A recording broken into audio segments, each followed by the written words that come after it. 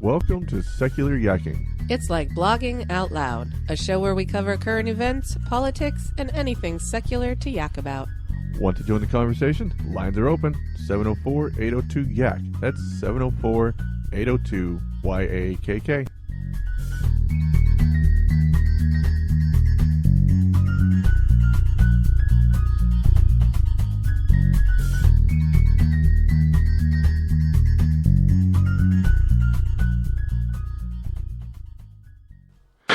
Hey, welcome back, Yackers. It's time for another episode. As always. On Mondays. Hope you had a nice weekend. I know we did. I'm going to say we had a busy weekend, I think. And we finally got some rain up here. Oh, yeah, since May. Yeah, it was very nice to get some rain. Cool the place down. Yeah. But I think we should get on with the show. That's what we're here for. Yeah. So, an update to the Bay County and God We Trust we covered back in episode 10. On Friday, July 24th, the Atheists of Bay County, Florida, and several other secular groups, including a local UU church, organized a protest. A yokel. Yeah, Florida yokels, fine, same thing. To show their dissatisfaction with the sheriff adding and God We Trusted patrol vehicles. Around 15 secular citizens showed up in the rain. I know I would. Yeah, I would have been there in the rain, wearing my hat, have a sign, having all sorts of fun. There was, however, a counter-protest of at least 150 supporters of the phrase. Right, because they already have a lot of numbers anyways. Yeah. There are those that are claiming the secular citizens lost because of numbers. But I don't think so. I think they won. Yeah, right. They got a lot of media attention. They got newspaper articles. They got a couple local TV stations talking about them. That was the goal. Right, and the other side didn't, I take it. Right. Well, no, they got press. Oh, right. But considering this is the northern panhandle of Florida, which is like South Alabama. Right, yeah. It's kind of good that they at least got some press. Right, they got some exposure. Right, because otherwise they wouldn't have. Now, the exposure was heavily on the religious side. Of course. But they still got that exposure. And I did get a statement from one of the organizers, Elias, and it's pretty good. I'll read a little bit, and the rest will be on our website if you want to read the whole thing. Yeah, it's a little long. Yeah, a group consisting of various religious and irreligious belief systems, Muslim, Jewish, agnostic, atheist, pagan, etc., gathered to protest the sheriff of Bay County's decision to place "In God We Trust" stickers on our squad cars. We protested for various reasons. First among them is obviously dangerous place to promote religious texts as it detracts from the impartial nature of law enforcement that is so vital to the safety of minorities. Second, it is a clear violation of separation of church and state. Third, equal representation of the constituents is a necessity for all government organizations if continuity of equality is to be ensured. Fourth, law enforcement offices are public institutions that should never be used for religious or political agendas. Yes, and that's exactly what I think every single one of those through this whole thing, it's like, you got to be kidding me. Yeah, I know. I mean, really. It's ridiculous that anybody could not see this as a religious message. I just don't understand how. Exactly. Excuse me. Yeah, great job to all the people down in Bay County for getting together and going out in the rain to do this. Right. 'Cause I've seen those Florida rains. They're no fun. We've been in those. Yeah. Another update on the Baphomet statue from last week. Yes. If you remember last week, we talked about the Detroit unveiling of the Satanic Temple's Baphomet statue that was originally supposed to go up by the Oklahoma Ten Commandments. Right. And the threats of blowing it up real good. I still laugh at that one. And they went ahead with the unveiling. However, they had a very special way for people to get in to see it. So, according to Lucian Greaves, the spokesperson for the Satanic Temple, said this is how it works. You get an e-ticket, and then you show up at the location that the e-ticket says. Right. You go through a security checkpoint there, and after that, you have to sign a contract transferring your soul to Satan. That'll go over well. Which read, I agree that by signing this document under any name, given or adopted, actual or pseudonym... Okay. Tongue twister. Pseudonymous. I've never even seen it spelled that way. I am hereby avowing my soul to Satan, a.k.a. Abaddon, a.k.a. Lucifer, a.k.a. Beelzebub, a.k.a. the Antichrist. I do so knowing that he, a.k.a. the fallen, a.k.a. the father of lies, or any of his representatives may choose to collect my eternal soul at any time, with or without notice. I understand that my signature or mark representing any name, real or made up, upon these papers constitutes a lasting and eternal contract, that there will be no further negotiations on the matter of my eternal soul. I bet that went over real well with them. Yeah. Well, apparently it worked because, well, after they signed the contract, then they get the actual location, which was several miles away. Oh, okay. So you couldn't just, follow it's like this big hunt. Yeah. It's a treasure hunt. Yeah, treasure hunt, exactly. But apparently it was a really good idea because they did not have a single issue with the unveiling. Oh, I bet. Yeah. But Friendly Atheist actually has a really good take on this. I suggest you go over there and read it. It's really good. Notes, or that link will be in the show notes because he's got pictures and stuff. Oh, yeah, make sure you do that. And then we have some science news, which we don't normally cover, but I thought this was really good stuff. I like science news. I know, but I'm not a scientist, so I don't usually cover science. Well, just because we're not scientists doesn't mean we could at least get the info out there. Well, I know. But... So we need to make sure we do that. All right. I like science news. But since I do politics, this one came in perfect. Well. House passes anti-GMO labeling law. The U.S. House of Representatives on Thursday passed the hotly debated measure that blocks any mandatory labeling of foods made with genetically engineered crops, including preempting a state law that could take effect next year in Vermont. Interesting. So it's called the Safe and Accurate Food Labeling Act. Right. Which has the following provisions. A food label can only claim that a food is non-GMO if the ingredients are subject to certain supply chain process controls. No food label can suggest that non-GMO foods are safer than GMO foods. A food can be labeled as non-GMO even if it is produced with a GMO processing aid or enzyme or derived from animals fed GMO feed or given GMO drugs. Interesting. So also it says the FDA must allow but not require GMO food to be labeled as GMO, and the FDA must regulate the use of natural on food labels. I think that's good because once this comes out, everyone's going to be claiming that theirs is the natural, Well, here's the thing. We need a national standard on labeling of food. Yes, I agree. This is ridiculous that we allow states to label food. Just like, here's my rules. So you can have one rule in California, Right. right? Which is just absolutely the strictest, most annoying label of natural GMO, right? Right. And then you could go someplace like Kansas, which doesn't even care, Right. right? And you don't know what you're buying. I know. And it's very confusing. And they need a national coverage label, basically. Right. I mean, everything else is nationally mandated in food labels. I don't understand why this right. isn't. Yeah. Exactly. That's what I was thinking. You know, the FDA and all that, it covers, nationwide. But I am definitely for labeling GMOs, and here's why. Bill Nye said it best. He said GMO companies should put the label proudly GMO. Right. So that way it ends that fear and stigmatism. Yes, I agree completely, because the second everyone hears GMO, it's like hearing the word atheist. Oh, that's a bad word immediately, regardless of what it pertains to or Right. what's involved with it. And in most cases, GMO is very rigorously tested, Yes. right? We know exactly what that genetic modification is supposed to do. Right. And if it doesn't do it, they change it. Right. Or if it does something else, they change it. It's not like, here, let's put this gene in here and hope it works. Exactly. That's what they did before we were able to do gene modification. Right. It's like, here, let's breed this and this and see what happens. Right. Everything is very monitored nowadays. There is no just free-for-alls anymore. But don't take my word for it on this bill. I encourage everyone to go read the actual bill. And get Don't go to a website talking about the bill. Right. Read it, the actual bill, for yourself. Don't listen to hearsay. Right. And that link will be on the show notes as well. You're going to have a lot of work to do. Luckily, it's already done. Oh, well, see, that doesn't surprise me. And another great GMO story. New GMO rice plant could increase yield and cut greenhouse gas emissions. I think that's great. So rice and the rice paddies has been considered responsible between 7 and 17% of all human-induced methane. I never knew that. Right, and methane is a very powerful greenhouse gas. Well, of course, yes. Right, and is a substantial contributor to climate change.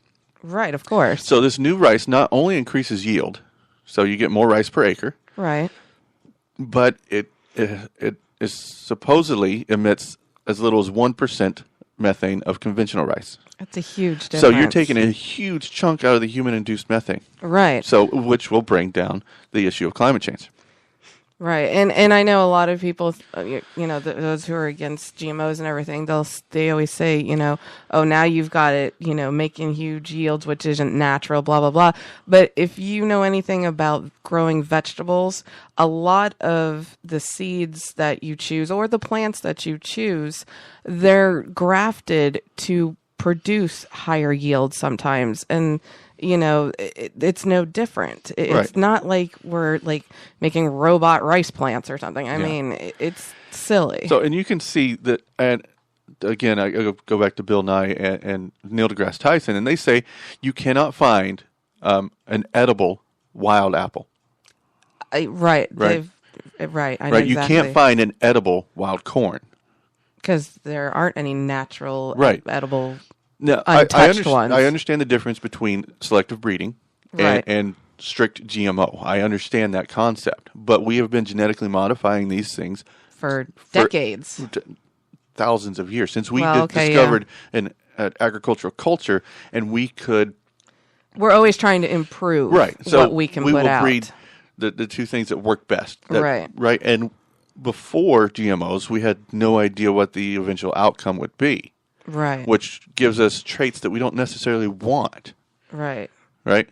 Right. It's kind of trying to, have control over, how much effort and time and feedback that you get from it. Right. And now that we can actually splice in extra species genetic material, we can take something that really works well for one species, say like trying to remember what it was. I think it was tomato plant, right? That is hardier in cold temperatures because they used the genes Right. out of a fish, I think. Oh, uh-huh. Yeah, if I remember, it was other people know this better, but I remember reading about that. Right. And it made a much better tomato. Right. And that's just the thing. It's the same thing with this rice plant. You're wanting to get the most yield that you possibly can to help create enough, more food and, enough to feed people. But at the same time, by doing this, you're also able to control what you do to the planet at the same time, Right. I mean, one of the greatest things about GMO plants that I've seen is golden rice. So golden rice, it grows better, and it gives nutritional deficiencies. It covers the nutritional deficiencies of third world countries. Right. So it's got more, trying to remember what it had. I think it was iron and all these things that are missing in their diet, right? Right. And it puts it into the rice, which is a staple of their diet. Right. So they get all their nutrition out of their rice. Right. So I think that was, and it increased the living conditions of those people. Right, and that's actually what I was thinking of. Anyone who has medical issues that, kind of rely on being able to do things like this is essential. I can speak for myself on that. Yeah, So, exactly. I mean, most of your stuff's probably genetically modified in some way. Oh, I know it is. So. When you have medical issues that can, this can make life-changing differences. I mean, life or death changing, actually. Right. It makes a big difference. They're not out to kill everyone. I mean, where's the money making in that? Right. And that was another thing when I get into arguments about these people who are against the GMO companies. They say things like, well, they're just greedy and they're just doing this and people die. I hear that. Okay, so here's the thing. If people die, they lose their customers. They don't want to lose their customers. If you're telling me that they're just greedy, then they want to be as safe as possible, because the second your product becomes unsafe, people stop using it. Right. Especially nowadays with social media, word gets out like wildfire. Right. So, they're not going to go and sabotage themselves, because that's, if anything, if you want to play the greedy card, it would be the complete opposite. Right. I mean, I understand there are companies out there that have safety records apart from the safety of their food. That's Right, different. We're talking right. employee we're talking about consumer safety. Right. No company wants to put their consumers in danger. Right. And that's the real. It will give them a bad reputation, which will, make them lose lots of business. And then the other argument I see against the GMO manufacturers is a lot of them used to be in chemicals. Right. Right. So Monsanto used to make horrible chemicals. Right. Well, guess what? They don't make horrible chemicals anymore. That's right. Exactly. They make seeds. Right. So equating the two is not. I just don't get it. Right. I get what you're saying. So, but on that note, I think we'll take a short break and listen to a cool commercial.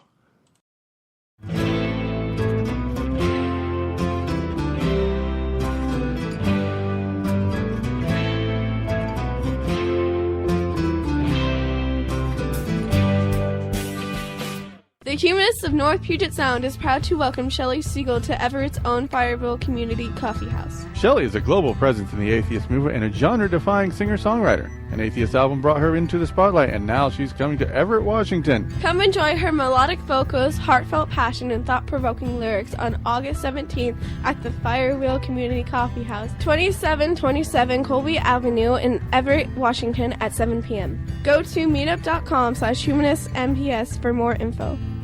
What happened to all the background noises that told me I was home?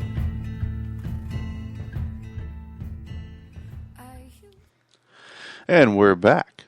Yes. Yes. So I did get a few more dates on the Shelley events going on that week, and I'm going to put those on our page and share them on Facebook where I can. Right, because there's going to be several events in case you miss one or the other. I think there's 4 or 5. I don't remember exactly. Oh, wow, there's that many. Yeah. Okay. So it's going to be plenty of opportunities to go see Shelley, not just ours. Yeah, she's really cool. I am an old man, and most people hate me, but I don't like them either, so that makes it all even. I still love that. I can't help it. I know. So, obviously it's time for the Mr. Potter Award. Obviously. So this week we moved to Missouri and Stone County. Okie dokie. Earlier this month, Stone County Sheriff Doug Rader posted a picture on the official Facebook page for the office of the sheriff that included new stickers that were added to the patrol vehicles. Can you guess what those stickers read? Oh, sure we can. I bet you said, "In God We Trust." I was thinking something religious. So, just like Bay County, which we covered earlier, these stickers were donated and put on every patrol car. That just seems so wrong to me. Right. So, and with Bay County, I wanted to say this. Friendly Atheist blog covered this, and there are obviously comments down at the bottom of the page, right? Uh-huh. And there is a comment from Anonymous Cop. Okay. And it says this. Thanks for posting this. As a member of Bay County Police Department, I can say with absolute honesty that I did not support this decision. So no, the sheriff did not have overwhelming support from all his officers. Yeah. I am a closeted atheist in this community and couldn't risk voicing my dissatisfaction with the decision, but I do have a family and a community to support and couldn't risk my job.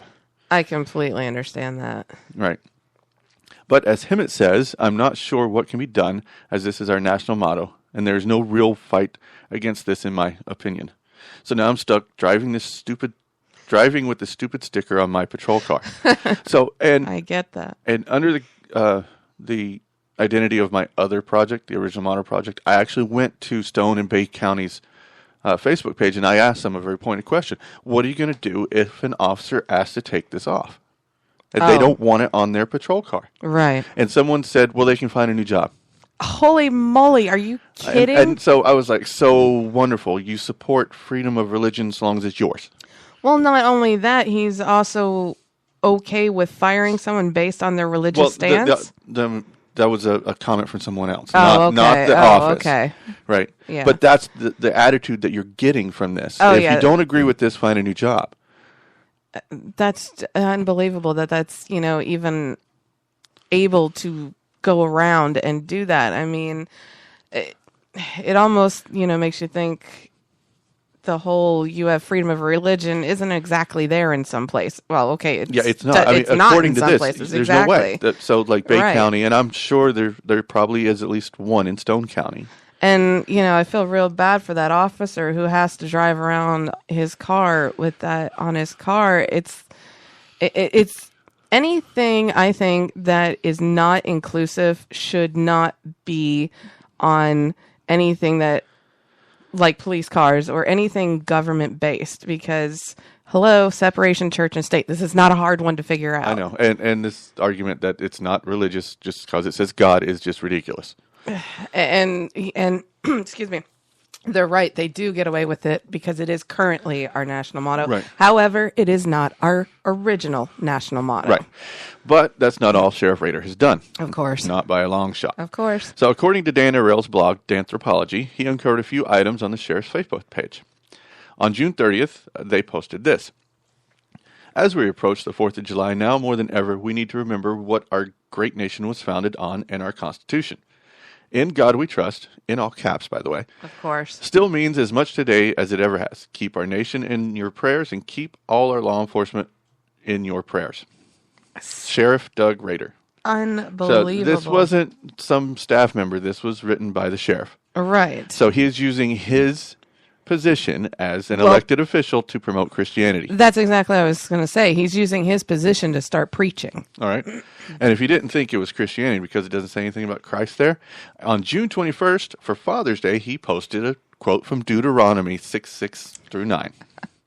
These commandments that I give you today be upon your hearts. Impress them on your children. Talk about them when you sit at home, when you walk along the road, when you lie down, and when you get up. Tie them as symbols to your hands and bind them on your foreheads. Write them on the door frames of your houses and on your gates.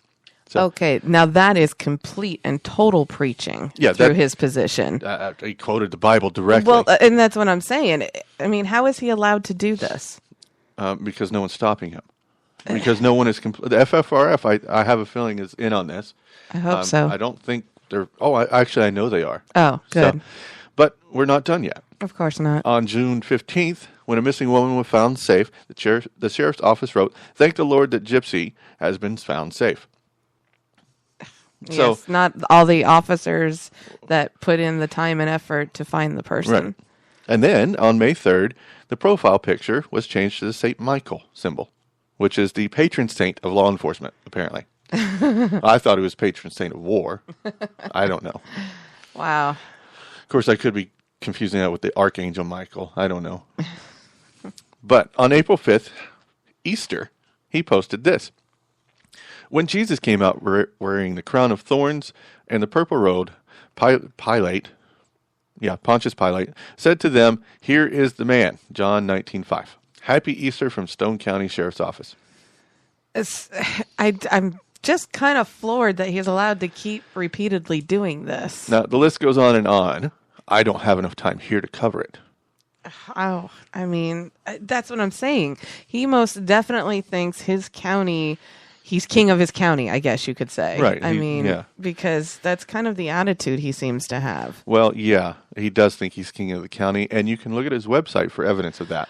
Well, and, with him being the sheriff, it's really going to his head because he's, thinking he's the king sitting high up. No one's going to stop me. I can do what I want. Right. And proof of that is from his website, which is prominent and which is why he gets the Potter Award for this week, because this was the most egregious thing I could find. Okay. So, in the center of his website, right after the banner, it says this: For the policeman does not frighten people who are doing right, but those who are doing evil will always fear him. So if you do not want to be afraid, keep the laws, and you will get along with the policeman is sent by God to help you. But if you are doing something wrong, of course you should be afraid, for he will have you punished. He is sent by God for that very purpose. Which is a weird chopping and re-editing of Romans 13:3-4, where the policeman says ruler. Right. Well, it depends on your version. It can't say king, ruler, authority, something like that. We looked it up. We looked up both. Actually, there was a couple of sayings that he just blended together on this one, and then replaced ruler, king, whatever, with the word policeman in quotations. So if you ever had a doubt that this guy was using his office to promote Christianity, this will just get rid of all that.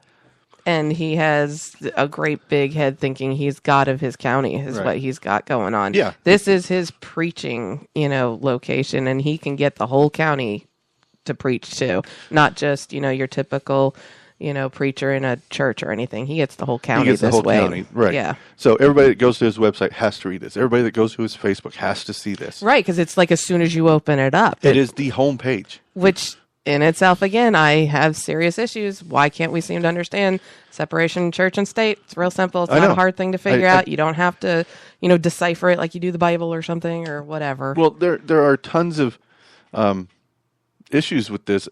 Aside from that, I mean, it makes us atheists feel as if we're not served by the county properly. Well, and if you look at this, there's actually several religions that are not feeling that, I would imagine. I mean, because this is all coming from the Christian Bible. I mean, so there's lots of people this is not including. Right. And therefore, may not feel as well protected, or, if they ever have to encounter with them, are they going to get treated differently because they're different? Like, let's say, your car has bumper stickers like ours do. Right. Are you going to I would be afraid to drive through Stone County, Missouri right now. Because you're going to be treated completely different. Absolutely. I mean, if I know the police cars have that on their bumpers, right? And if they pull up behind me and saw my bumper stickers, hell, I do it now. I get worried when a cop pulls up behind me because of my bumper stickers, because I don't know what their reaction is going to be. Right.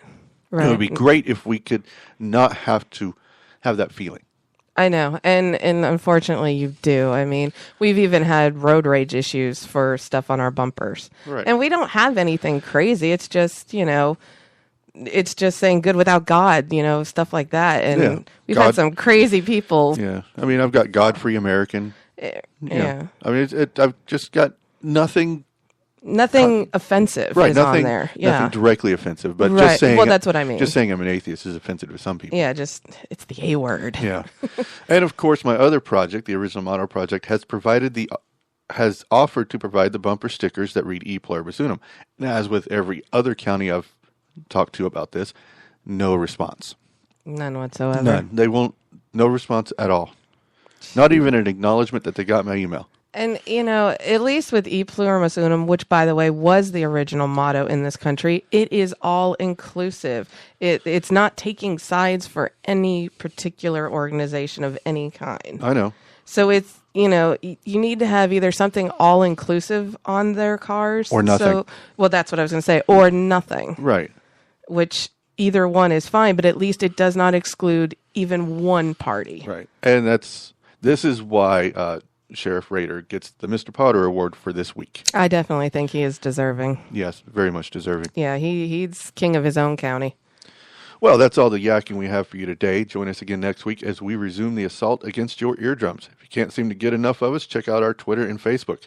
If you like what you hear, drop on over to iTunes and leave us a coveted 5-star review.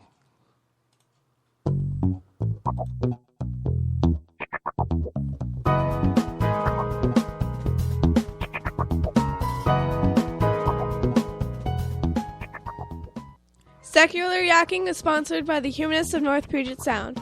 The views expressed are those of the host and not those of HMPS or its board. All audio for this episode was used under the Creative Commons license. And remember, the government of the United States of America is not, in any sense, founded on the Christian religion.